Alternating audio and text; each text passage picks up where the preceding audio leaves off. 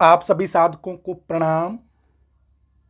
जैसे कि आप साधकों को पता चल ही गया होगा कि आज हम अवचेतन मन पर बात करेंगे।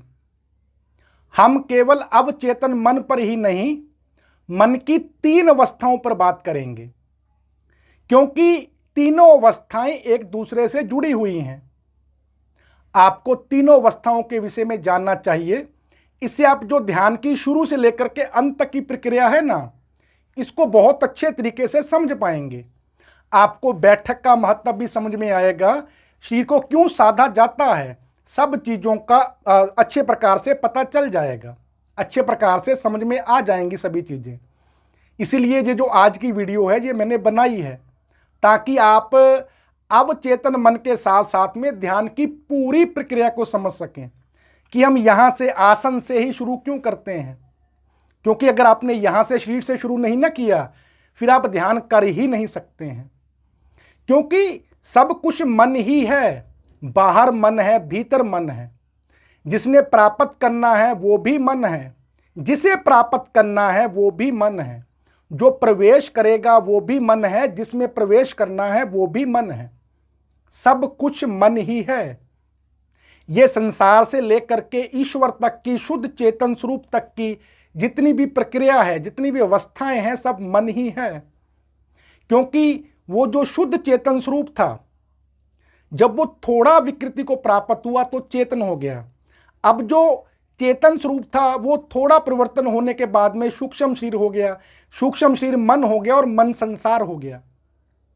ऐसे ये एक से दूसरे में परिवर्तित होते गए और उसके बाद में फिर संसार का भी कितना विस्तार हुआ ये आप लोगों से छिपा ना है और आगे भी विस्तार हो रहा है। तो ध्यान की प्रक्रिया के द्वारा हम सभी दृश्यों को पहले समेटते हैं, फिर एक अवस्था से उसको दूसरी में प्रवेश करवाते हैं। जैसे संसार से मन में, मन से सूक्ष्म शरीर में, सूक्ष्म शरीर से चेतन स्वरूप में और चेतन स्वरूप से शुद्ध चेतन स्वरूप में। इसी प्रक्रिया का नाम ध्यान है। तो सबसे पहले आप अचेतन मन को समझिए कि अचेतन मन क्या है। ये जितने भी बाहरी कार्य हो रहे हैं, आप कर रहे हैं, आपका शरीर कर रहा है, ये अचेतन मन का कार्य है। अचेतन मन की जो शक्तियां हैं वो बहुत अधिक ना होती हैं। आपका देखना, सुनना, बोलना, हाथों पैरों को हिलाना, ये सब अचेतन मन है।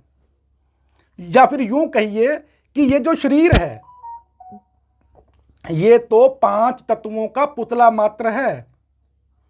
जितने भी शरीर के माध्यम से कार्य कर रहा है, जो भी कुछ भोग रहा है, वो अचेतन मन है।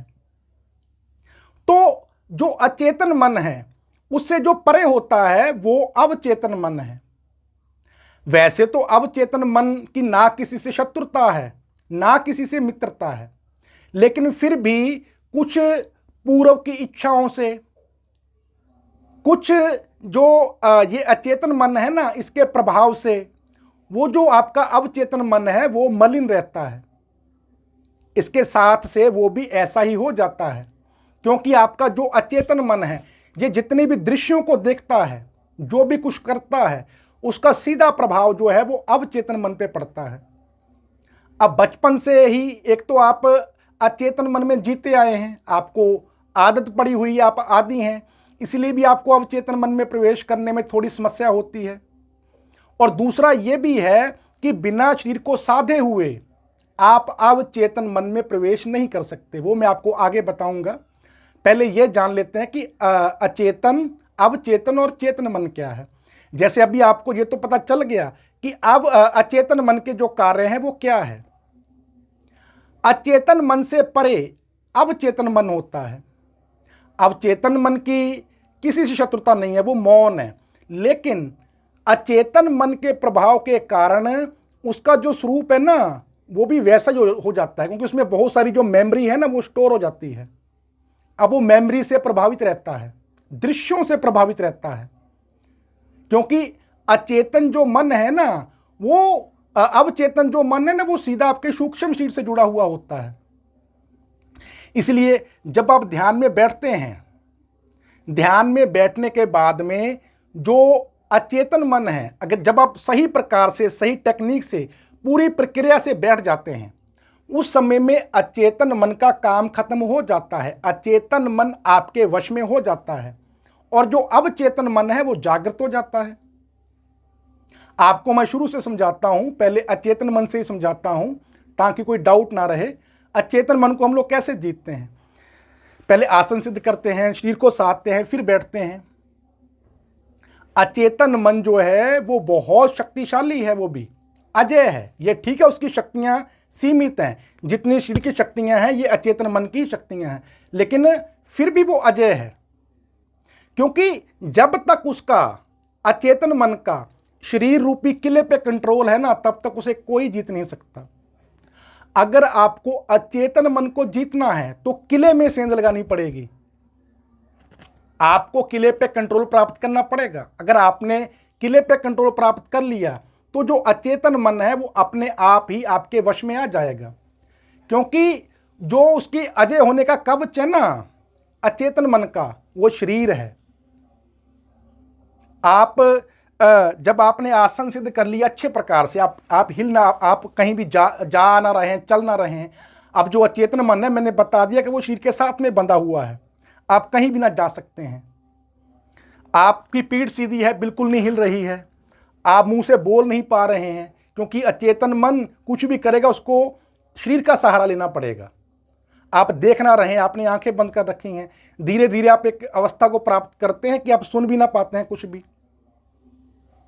आपके जो शरीर है उसमें भी जो हलचल है बिल्कुल बंद है, आप एकदम स्थिर हैं। जब शरीर ही कोई कार्य नहीं कर रहा तो अचेतन मन करेगा क्या? किला तो आपने जीत लिया ना, किला आपके वश में हो गया, तो समझिए अचेतन मन को आपने जीत लिया। अचेतन मन जीतने के बाद में जो अवचेतन मन है वो जागृत हो जाता है। जैसे स्वप्न में भी कई बार जो है वो अवचेतन मन ही जागृत होता है। चलो वो हमारा विषय ना है, एक एग्जाम्पल देने के लिए कहा कि शरीर तो कहीं ना होता है ना, शरीर तो सोया हुआ होता है, तो उस समय में अचेतन नहीं आपका अवचेतन मन काम करता है। आप सोच लीजिए कितना शक्तिशाली होगा कि वो जितनी सृष्टि बाहर है उतनी सृष्टि का भीतर में निर्माण कर लेता है, क्योंकि सब चीजों का निर्माण करना अवचेतन मन का ही काम है। तो जब आप ध्यान में बैठते हैं अचेतन मन तो शांत हो गया, लेकिन अचेतन मन के साथ से जो भी उसने जो दृश्य रिकॉर्ड किए थे, जितने भी बीज एकत्रित किए थे इच्छाओं के, वो तो अवचेतन मन में है ना। अब उनसे जो अवचेतन मन है वो पहले से प्रभावित था, तो जैसे ही आप ध्यान में बैठते हैं फिर जो अवचेतन मन है वो आपको बहुत सारे दृश्यों को दिखाता है, क्योंकि खुली आंखों से जब आप अचेतन मन के वश में थे तब तो केवल एक समय में एक ही दृश्य को देख सकते थे, क्योंकि अचेतन मन को देखने के लिए तो शरीर का सहारा लेना पड़ता था ना। आप आंखों से देखते थे, जिधर आंखें जा रही हैं केवल उधर ही देख पाते थे। आपके आसपास में एक दूरी की सीमा है कि जहां तक वो शब्द आए वहीं तक सुन सकते थे। आपकी जितनी बोलने की आवाज है, जितनी सीमा है शरीर की, वहीं तक बोल सकते थे। लेकिन अब चेतन मन असीमित है, उसकी जो शक्तियां हैं वो अचेतन मन से बहुत गुना अधिक हैं। आप कह लो कि लाखों करोड़ों गुना अधिक हैं, क्योंकि अचेतन मन एक शरीर है, अवचेतन मन अनंत है। अब जैसे ही ध्यान में बैठते हैं, यहां तो केवल एक सीमा थी शरीर की, जहां तक देख पा रहे थे, कार्य कर पा रहे थे। अब अवचेतन मन तो आपको एक सेकंडों में ही, शायद सेकंड भी कम होता है, कि यहां से इंग्लैंड ले जाता है, शायद इस सृष्टि से किसी अलग ही सृष्टि में ले जाता है, तो आपको बहुत प्रभावित करता है। क्योंकि वो जो अचेतन मन के कारण उसमें कुवृत्तियां आ गई थी ना, उसके कारण ऐसा होता है। और ऊपर से आप गलती भी करते हैं कि आप अवचेतन मन से युद्ध करना शुरू कर देते हैं, झगड़ा करना शुरू कर देते हैं, विचारों को दबाना शुरू कर देते हैं, उसको पकड़ने का प्रयास करना शुरू कर देते हैं, पकड़ पकड़ के लाने का प्रयास शुरू कर देते हैं, जबकि ये असंभव है। क्योंकि अवचेतन मन भाग रहा है, उसको पकड़ेगा कौन? कोई है दूसरा पकड़ने वाला? उस समय तो सब जगह केवल अवचेतन मन ही है, सभी दृश्यों के रूप में। तो आप अवचेतन मन से ही एक छोटा सा हिस्सा लेते हैं और उसको पकड़ने का प्रयास करते हैं। आप बताओ कि समुद्र से एक कप पानी लेकर के क्या वो पानी के बलबूते पर आप समुद्र से युद्ध कर सकते हैं? नहीं। तो फिर अवचेतन मन से कैसे जी सकते हैं? आप सोचिए कि आपने एक स्वप्न देखा, स्वप्न में एक नगर का निर्माण किया। इतने बड़े नगर के निर्माण में जहां बहुत सारे और भी मनुष्यों का निर्माण किया गया अवचेतन मन के द्वारा, एक छोटा सा स्वरूप आपने खुद का भी बना लिया। अवचेतन मन के एक हिस्से को लेकर के आपका भी बन गया।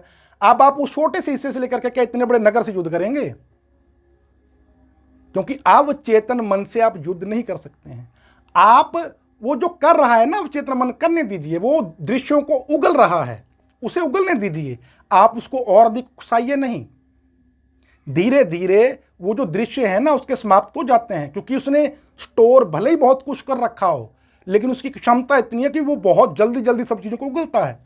एक साथ में हजारों लाखों दृश्यों को उगल सकता है, और होता भी ऐसा ही है। आप एक दृश्य को दबाते हैं तो 4 हो जाते हैं, वो रक्त बीज का रूप धारण कर लेता है। आप 4 को दबाते हैं वो 16 हो जाते हैं, वो मल्टीप्लाई होते चले जाते हैं। इससे अच्छा है कि आप शांत रहिए, एकदम शांत रहिए। आप दृष्टा बने रहिए, जो हो रहा है उसे होने दीजिए। क्योंकि शांत कौन हो रहा है, दृष्टा कौन बन रहा है? वो भी तो अवचेतन मन ही है ना। आप उसे क्यों दृश्यों में परिवर्तित कर रहे हैं अपनी तरफ से? आप उसे शांत होने दीजिए। धीरे धीरे वो शांत हो जाता है। जब वो शांत हो जाता है तो मैंने तो पहले कहा कि अवचेतन मन की ना किसी से शत्रुता है ना मित्रता है। शांत होने के बाद में फिर धीरे धीरे वो अपने आप ही चेतन स्वरूप में परिवर्तित होना शुरू हो जाता है। आपको उस आनंददायक जो उच्च स्थिति है जिसको आपको प्राप्त करना है वहां तक ले जाता है। और जो आगे का कार्य है, फिर वो जो चेतन स्वरूप है, वो जो परम चेतन स्वरूप तक पहुंचने की यात्रा है, उसको स्वतः ही कर लेता है। तो आप साधकों को समझ में आया होगा कि आपको विचारों से क्यों नहीं लड़ना है, शरीर को क्यों साधना है। क्योंकि आप पहले अचेतन मन पर विजय प्राप्त करेंगे, उसके बाद में ही आप अवचेतन में प्रवेश कर सकते हैं। अगर आप कहें कि जब हमने आंखें ही बंद कर ली, हम बोल ही रहे हैं, तो सुन तो रहे हैं ना, पहला। और दूसरा, अगर आप कुछ क्षण के लिए अवचेतन में प्रवेश कर रहे हैं, फिर से अचेतन में आ रहे हैं, तो वो भी तो कोई ध्यान ना है, उसमें भी तो आप जीत नहीं सकते। क्योंकि अवचेतन मन को जीता नहीं जा सकता, ना मारा जा सकता है। सब कुछ अवचेतन मन ही है, उसे तो केवल परिवर्तित करना है शुद्ध चेतन स्वरूप में। तो अब आपको यह भी पता चल गया होगा कि अवचेतन मन को जागृत कैसे करना है, इसकी तो बताने की आवश्यकता ही नहीं है। ये जो भी प्रक्रिया बताई, आपको पता चल गया होगा कि ऐसे अवचेतन मन जागृत हो जाता है। और अवचेतन मन की जो शक्तियां होती हैं वो असीम है। उसके बाद में आप कुछ भी इच्छा करते हैं, किसी को कुछ भी कह देते हैं, तो वो सत्य हो जाता है एक अवस्था पहुंचने पर। ऐसे ही जो जीवन की दिनचर्या है, जैसे आप घूमते हैं ना, वैसे तो पहले आप 24 घंटे अचेतन मन के साथ ही में रहते थे। ये ठीक है कि जब आप ध्यान से उठेंगे तो अचेतन मन का कार्य तो बना रहेगा शरीर के प्रति, लेकिन आपका जो अधिकतर समय है, आप कह दो कि शुरुआत में आप कह दो कि 22 घंटे जो हैं, जो आपका चलने फिरने दैनिक जीवन के कार्यों में, वो अचेतन मन काम करेगा और 2 घंटे अवचेतन मन। धीरे धीरे फिर जो अवचेतन मन है उसका जो समय है वो बढ़ता चला जाता है। एक समय ऐसा आता है कि 2 घंटे जो हैं वो केवल अचेतन मन काम करता है और 22 घंटे जो है वो अवचेतन मन ही काम करता है। तो ऐसे अचेतन मन से अवचेतन मन, उससे आगे चेतन मन तक की जो यात्रा है वो करी जाती है। आप सभी साधकों को किसी भी प्रकार से कोई डाउट हो, आपका कोई भी प्रश्न हो, तो आप साधक कमेंट अथवा ईमेल के माध्यम से पूछ लीजिएगा। मैं उत्तर के रूप में समाधान अवश्य दूंगा। और भी कोई भी बैठक से रिलेटिव, ध्यान से रिलेटिव आप साधकों का कोई भी प्रश्न हो, आप पूछिएगा, मैं उत्तर अवश्य दूंगा। आप सभी साधकों को प्रणाम।